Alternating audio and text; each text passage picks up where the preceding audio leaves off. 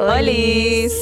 Bienvenidos a nuestro podcast. Este es el primer capítulo de lo que esperamos que sean muchos. Mi nombre es Gaby. Y mi nombre es Sofi. Somos católicas, apostólicas, romanas, enamoradas de Jesús. Enamoradísimas de Jesús. Y nuestro objetivo con este podcast es como tratar de hablar de ciertos temas que capaz hoy día son un poquito confusos, porque hay muchísima información afuera. El New Age está con todo en todas las plataformas. Hay mucha desinformación también. Mucha desinformación. Mucha ignorancia. Y todos estamos chronically online. Totalmente. Totalmente.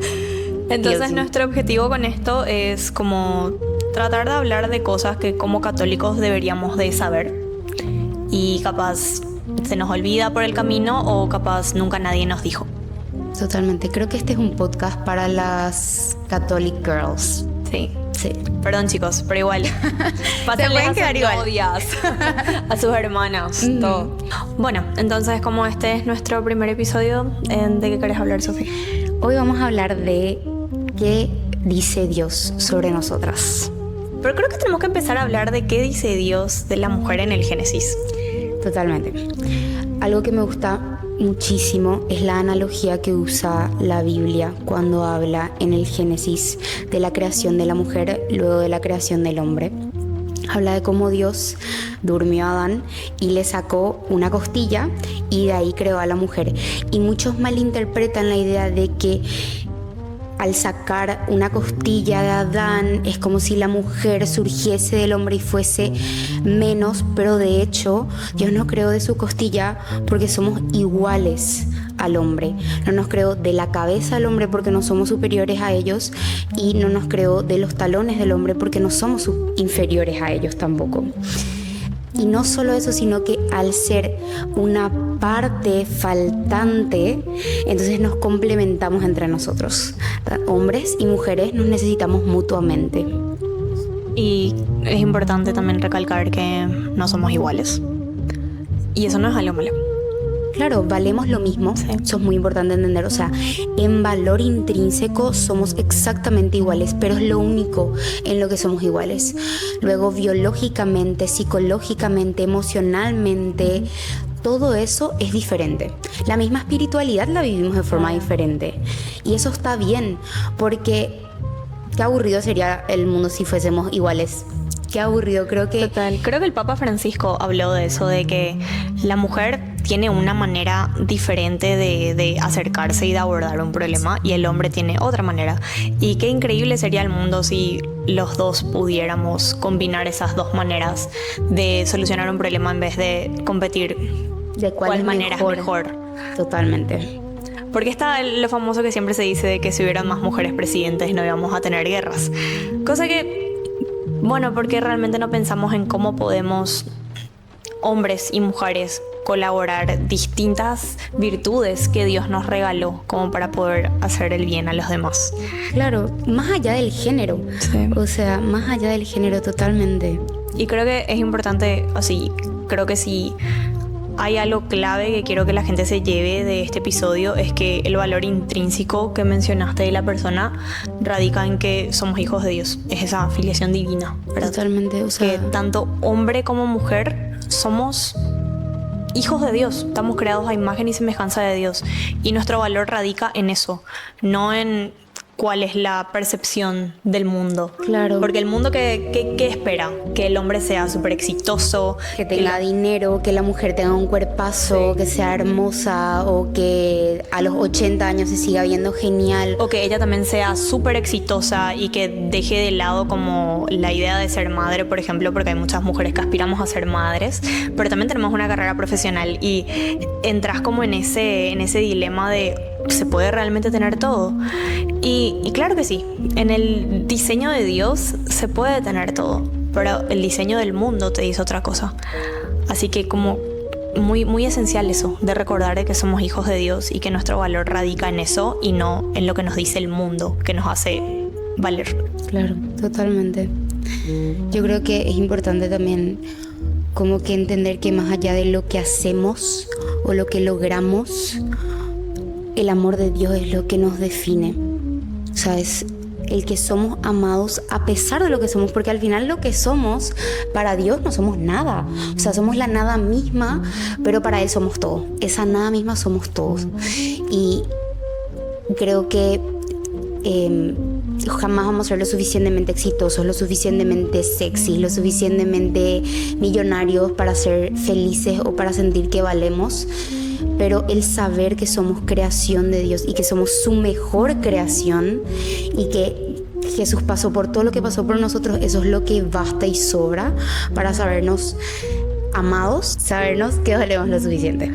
Total, y creo que todos en algún momento de nuestra vida, especialmente en la adolescencia donde todo es muy complicado, gracias a las hormonas, pero creo que todos pasamos por un momento en el que como que no entendemos bien cuál es nuestro valor, cuál es nuestro propósito. ¿Cuál es nuestra identidad sobre todo? Sí. O sea, creo que es muy común como en la adolescencia tenemos la crisis de identidad. Es muy normal, es parte de todo el proceso, pero creo que es tan importante recordar que nuestra identidad está en ser hijos de Dios. Creo que nos pasa mucho que en la adolescencia tenemos esa crisis horrible, después llegamos a la adultez temprana, o sea, a los 18, 20 años, y ahí nos damos cuenta que al final eso que buscamos por tanto tiempo en tantos lugares, que nada nos llenó, nada nos satisfizo, volvemos a eso que se nos inculcó de pequeños o que en algún momento escuchamos en el colegio, lo que sea, y nos acercamos a Dios y nos damos cuenta que solamente ahí podemos satisfacer ese deseo que tenemos en el corazón. Sí, total. Yo como estuve mucho tiempo lejos de Dios, creo que este año recién entendí el concepto de mi valor como persona. Porque, bueno, en el colegio yo encontraba mi valor siendo muy buena en el colegio. Entonces me esforzaba lo más que podía como para tratar de destacar ahí, y en todo lo que hacía, en todas las actividades que tenía, yo trataba de destacar. Después llegó mi época de facultad, me fui afuera y ahí la misma cosa. Yo puse mi valor en todo lo que yo podía hacer y mi cabeza siempre era, bueno, yo tengo que ser la mejor porque mi valor radica en esto. Claro. Pero realmente llega un momento en el que nada de eso te es suficiente, y si no tenés algo más grande de qué agarrarte, te hundís. Y yo me hundí, me pasó eso. Y yo me consideraba muy fuerte de mente. Pero este año entendí como que no, o sea, yo valgo y tengo que estar feliz de existir porque Dios me creó. O sea, yo fui una creación intencional de Él. Todos fuimos una creación intencional de Él. Si nosotros estamos acá en esta tierra es porque Él quiso, Él diseñó cada pelito que tenemos en nuestra cabeza. Entonces, como una vez que entendés eso, es tan hermoso. Te ayuda mucho con el amor propio. Sí. Yo creo que algo que me gusta mucho siempre es pensar que, valga la redundancia, que Dios nos pensó mientras sonreía. O sea, es como Dios cuando nos estaba moldeando, cuando estaba creando nuestra alma, siempre estaba como feliz, como decía, ok, un hijo nuevo.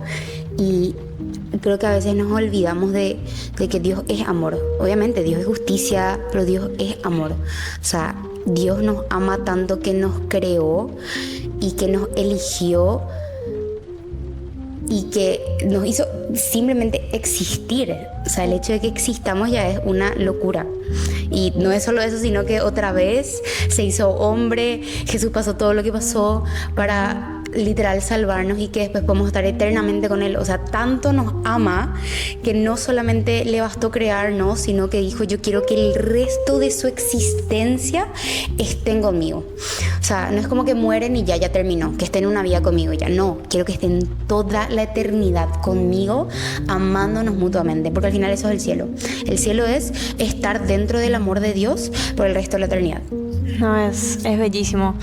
Y a mí me duele mucho que el New Age de repente te separa de esa idea, porque da tanto el enfoque de tu valor como persona fuera de tu persona.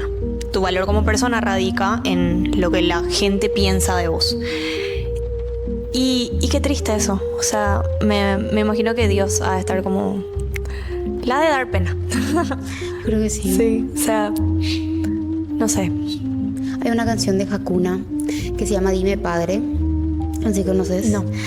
Es una canción que habla de de cómo es como si Jesús estuviese hablándole al Padre, y como dice de cómo nosotros le rechazamos, cómo nosotros no le encontramos, cómo buscamos eso que solo encontramos en Dios afuera. Y hoy en día pasa demasiado, o sea, toda la historia pasó, o sea, siempre pasó que los israelitas se iban a adorar vacas de oro y esas cosas.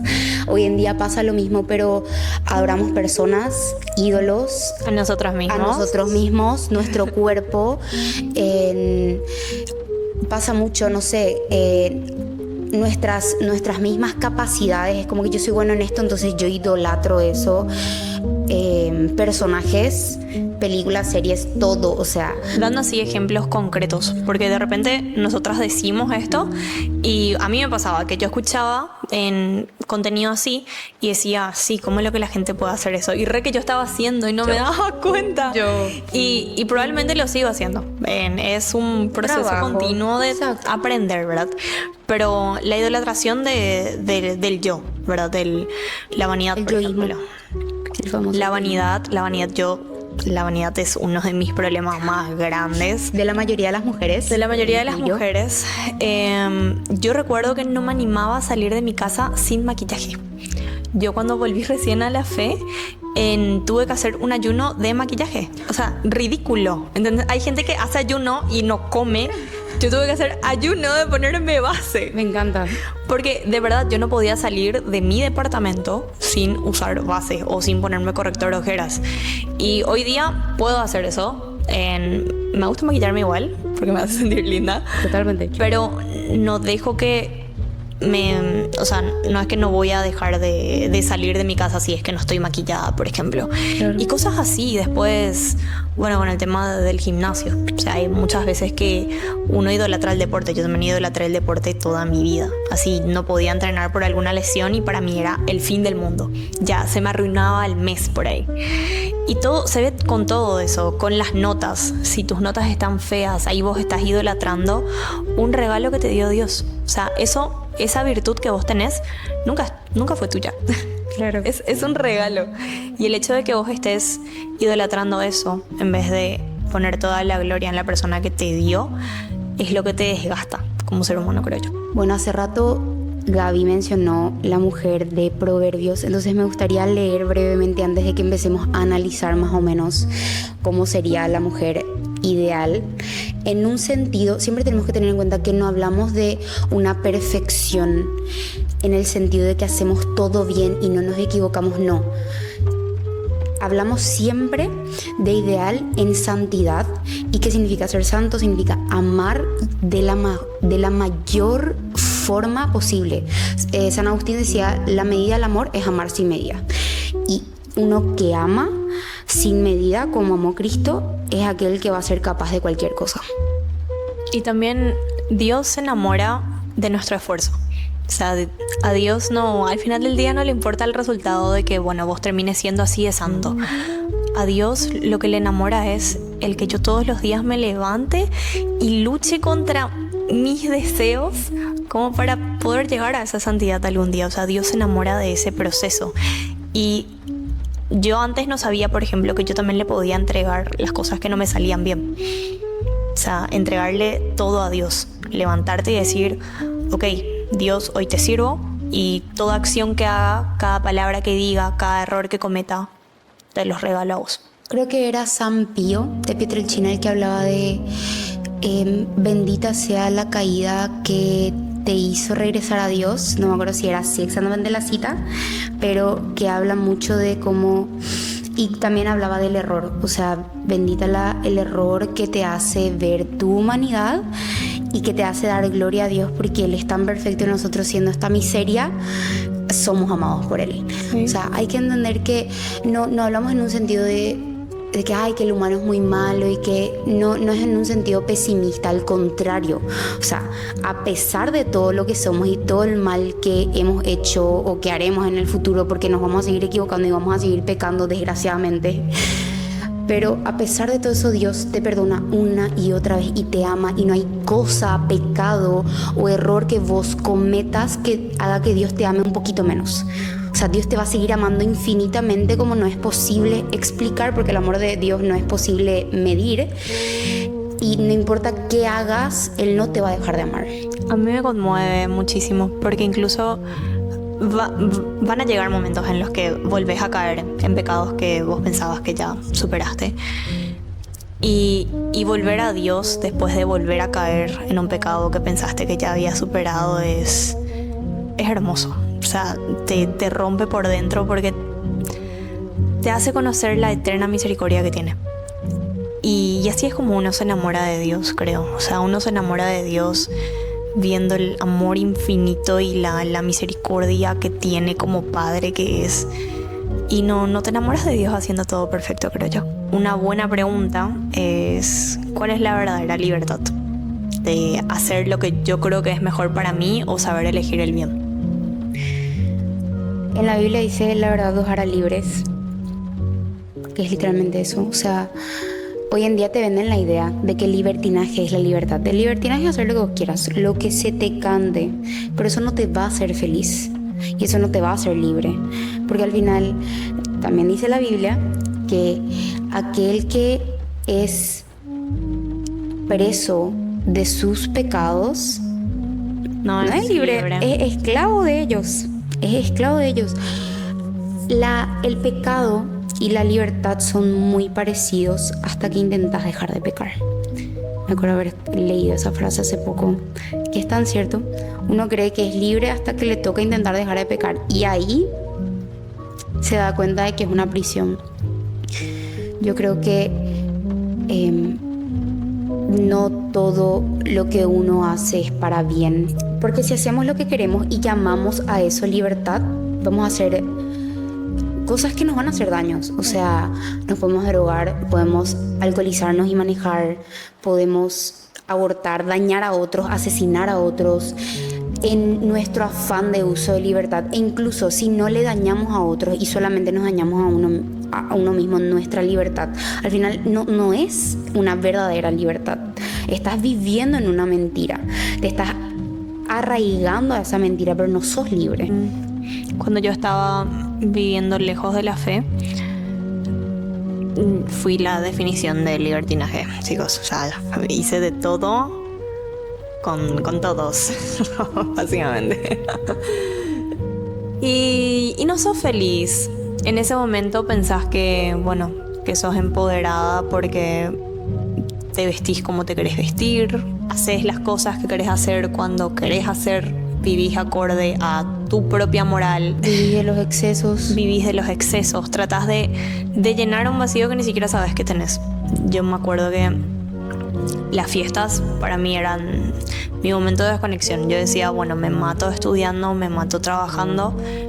Yo me merezco salir de fiesta e irme todo cuando salgo de fiesta. No, es como que toda mi dignidad como persona se borraba en ese momento, porque mi valor recaía en que yo tenía que divertirme y que yo tenía que ser libre, y ahí estaba la verdadera felicidad. Que todas las personas, yo le tiraba mucho hate a las personas religiosas, especialmente a los católicos. Porque somos muy aburridos, dicen. Porque muy aburridos, como que no prueban nada. ¿Cómo van a saber? Cuadrados. ¿Sabes qué pensaba yo? Que ¿cómo van a saber lo que les gusta si nunca prueban? Hoy día, después de 4 años de hacer lo que se me cantó, puedo decir que yo en ese tiempo me perdí en vez de encontrarme. O sea, las cosas que yo pensé que probando iban a ayudarme a encontrar y a formar mi identidad, la verdad es que me hicieron perder quién soy. Y estoy a mis 23 años tratando de construir de cero quién es Gaby. Y es como la mentira que te vende el mundo moderno, el mundo progre de, ok, sí, tenés que probar todo con todos y no hay reglas. Y cualquier persona que te dice que no es moralmente correcto lo que estás haciendo es alguien que te quiere quitar la libertad. Y es un retrógrada, y es un cuadrado, y un aburrido.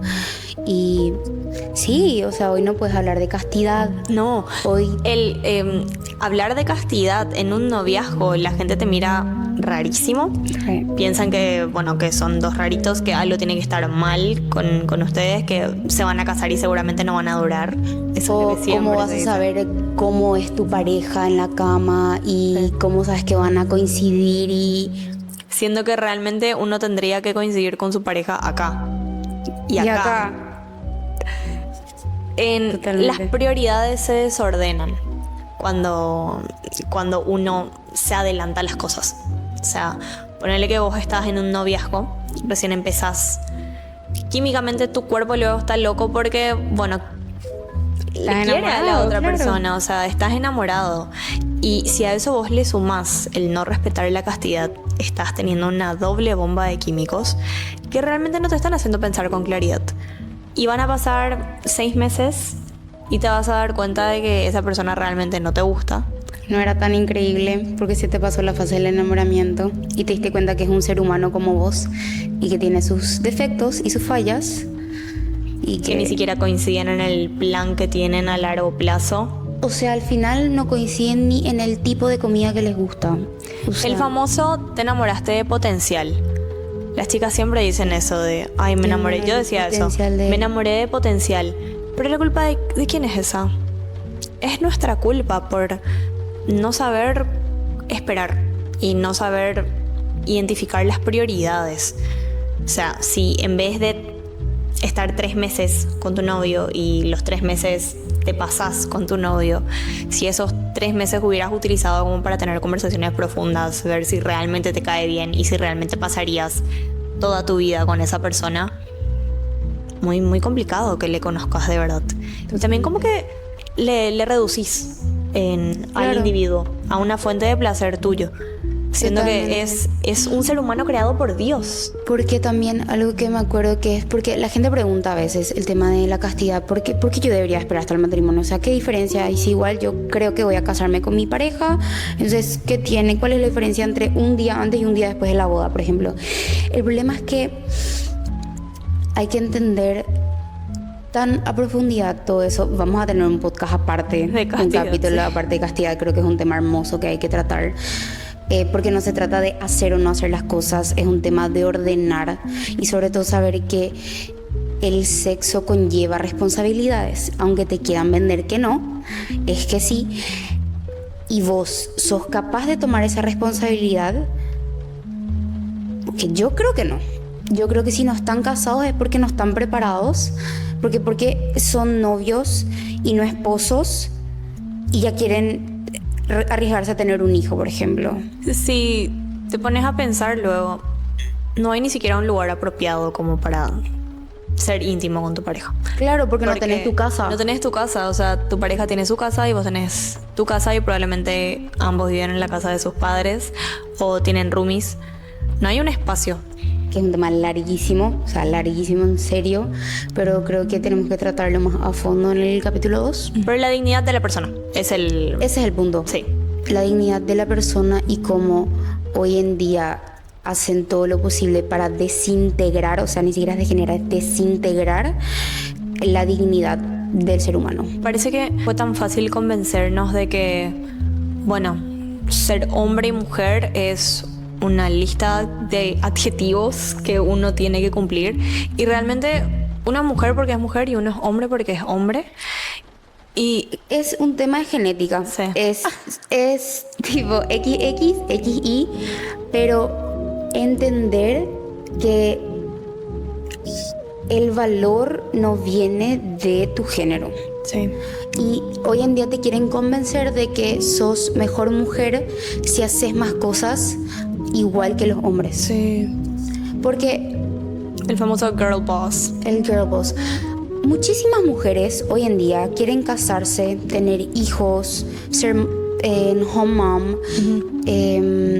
o trabajar de profesoras, de artistas, de cosas con las que, porque psicológicamente hablando, la mujer tiende a elegir trabajos y rubros en los que hay una conexión con el otro y una conexión humana. Por eso las mujeres tienden a estudiar psicología, parvularia, ser profesores, no por un tema, ¿cómo se dice? No por un tema cultural, sino por un tema que psicológicamente para las mujeres es más fácil. Y por eso los hombres también te das cuenta que son más como a lo directo. Por eso hay más hombres que trabajan en contaduría, economía, son CEOs, etcétera, porque son muy problema-solución, listo. Claro. Las mujeres son más problema, ver la raíz, quiénes están interviniendo en el problema, cómo se siente cada uno. Vas a ver cómo las mujeres como que tienen también ese tacto. Y no es nada malo, o sea, Claro. hacemos ver como que ser CEO es mejor que ser una mamá, o ser un economista es mejor que ser una profesora. El que nosotras como mujeres tengamos ese regalito que nos dio Dios de ver los problemas de manera distinta, no significa que también solamente podamos hacer ese tipo de profesiones. O sea, hay mujeres que, bueno, que quieren ser científicas, hay mujeres que quieren ser ingenieras. Vos como ingeniera vas a estar viendo el mismo problema que un hombre va a ver, pero lo vas a abordar de manera distinta. Y ahí está el regalo de ser diferente a un hombre. O sea, no. Claro, Es un regalo. Y eso es lo que tenemos que terminar de entender nosotras, que todo el New Age nos quiso meter, de que el mundo le ve a la mujer como inferior y que nosotras no somos inferiores, somos mucho mejores que los hombres. No, ese no es tampoco el punto. Lo importante entender es que vos sos un ser humano, tenés valor como ser humano, sos mujer, tenés otra manera de solucionar las cosas siendo mujer. Y ahí está lo lindo. Eso no entiendo por qué no podemos disfrutar nomás eso, por qué no podemos estar contentas y explotar eso, porque ¿Por qué no podemos celebrar las diferencias que nos complementan con los hombres? Total. En vez de condenar tanto esa diferencia. creo que cualquier ideología o cualquier movimiento que trate de hacerte creer que vos como mujer sos mucho mejor o que el hombre es mucho mejor por ser hombre, ya te tiene que dar a entender que está muy alejado del catolicismo, porque eso no es lo que Dios tuvo como intención. O sea, así como Sofía nos contó al inicio, o sea, Dios nos creó a imagen y semejanza de Él, y nosotros tenemos valor porque somos hijos de Dios, no porque somos mujer y porque somos hombre y no uno es mejor que el otro. Nos complementamos y punto. Eso nomás es. No hay más que hacer creo que ya estamos grandes todos como para estar haciendo todavía un big deal al respecto y decir, cosa que no puedo escuchar es God is a woman.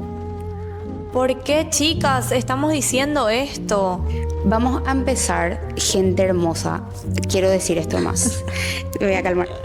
Pero, o sea, con todo el amor, hay que entender algo, que es que Dios no es... Dios es Dios. O sea, no es un ser humano, no es un animal para tener género. Ahora, Dios se encarnó, se hizo hombre y nació como varón, Jesús. Por lo tanto, la segunda persona de la Trinidad, nuestro Señor Jesucristo, es un hombre. Dios Padre, Dios Espíritu Santo son personas que no tienen género, pero no porque no son no binarios y cosas así, sino porque son Dios. Entonces, Dios se presenta como Padre, Dios se presenta en la encarnación como hombre, por lo tanto, Dios es un hombre. Eso no quiere decir que nos odia a las mujeres. Nos ama muchísimo. Estamos diciéndolo al principio. Somos unas malcriadas. Somos de una... Dios es un girlstad. Y Sí. punto. Si ustedes se ponen a pensar un poquito en todas las historias de la Biblia, Dios es el que se va a hablarle a la mujer. A Moisés le hizo caminar 27 millones de kilómetros para subirse a hablar con una zarza. Lo mismo con Abraham, que Isaac, que le hizo sacrificar a su hijo por ahí. Todo eso, los hombres, un esfuerzo. Después con las mujeres, siempre es él el que se acerca. Es como que él ya tipo pone esas expectativas de que nosotras recibamos. Sí. Él mismo luego, ¿entendés? Recibamos y multipliquemos otra vez. Que es lo que me parece hermoso. O sea, él le dio a la Virgen María un trabajo y ella multiplicó, pero de manera no tenemos manera de pagarle a la Virgen por Imagínate, por el esfuerzo lo que único hizo. que hizo fue ser madre. Sí. Si hablamos así de, o sea, no, nada más, era madre y punto. Yo cuando le volví a conocer a Jesús, porque bueno, yo escuché de Jesús toda mi vida, me fui a un colegio católico, mi familia católica, pero nunca me enamoré de Jesús. Nunca le conociste realmente. Nunca le conociste realmente, porque si le conoces a Jesús, te enamoras de Jesús. O sea, imposible no enamorarse de Me él. gusta mucho una frase que dice que vos escuchaste sobre él, pero jamás le escuchaste a él. Sí, qué lindo. Ay, qué hermoso. Y yo cuando le estaba conociendo recién, yo me sentía tan lejos. Era así, yo no me sentía digna de que, porque la gente me decía, Jesús te ama, porque yo volví Famoso. a la iglesia por medio de los evangélicos, ¿verdad? Entonces lo que siempre te dicen ellos es que Jesús te ama. Y yo sí, Jesús no tiene sentido eso, Jesús no me puede amar, yo soy una cagada, o sea, ¿por qué Jesús me amaría, verdad? Yo no me merecía y hasta ahora no me merezco. Es que nadie Nadie se Que merece nadie. que Jesús nos ame de la manera en la que nos ama, pero no importa qué tan extraño a la fe vos seas, Él está ahí, esperando espera. que vos le dejes entrar. La de la mujer que tenía hemorragias y como toca el borde del manto y con la fe de que si por lo menos toco el borde del manto de Jesús voy a quedar totalmente sanada. Es como que esa fe, pero así tan profunda, de que si me mirase siquiera yo ya podría estar curada, ¿entendés? Es como... Le admiro mucho, o sea, admiro mucho que esa mujer tenía una fe inquebrantable y tan profunda y me pareció muy hermoso. Esa es como la segunda historia que siempre me choca.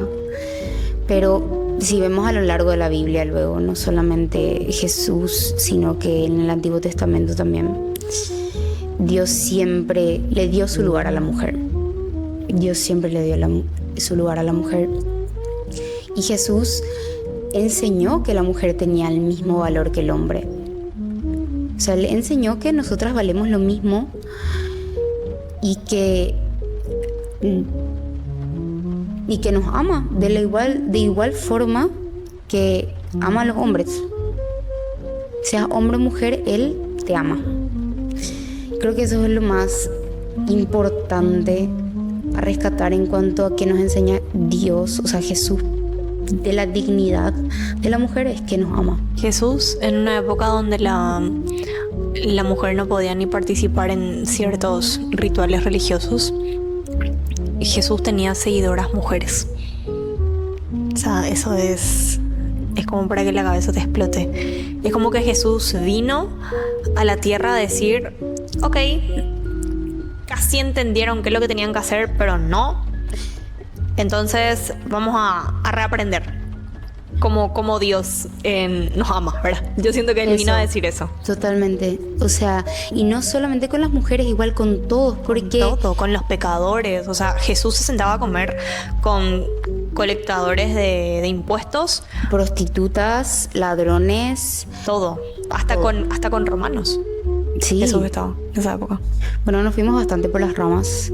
Hablamos un montón de cosas. Ya hablamos pero varias cosas, pero el mensaje principal que por lo menos queremos que se quede en este capítulo es entender, mujeres, entendamos que nuestro inicio y nuestro fin está en Dios, que nuestra dignidad está en el amor de Dios, en que somos hijas de Dios, en que somos recibidas por Él a pesar de nuestros pecados, de nuestros errores, de nuestro pasado, de nuestro presente y de nuestro futuro, y de que Él jamás les va a cerrar la puerta.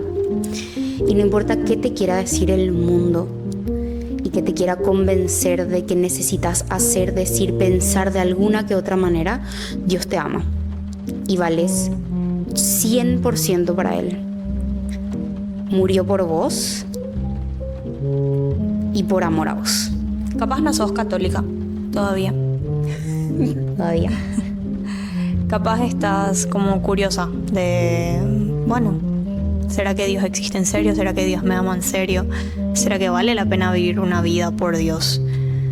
Y yo creo que si estás teniendo esas preguntas, lo único que te pido es que te animes a conocerle a Jesús. Empezá chiquito, empezá viendo videos. Puedes empezar viendo The Chosen. O sea, realmente ahí es un poco garra leer.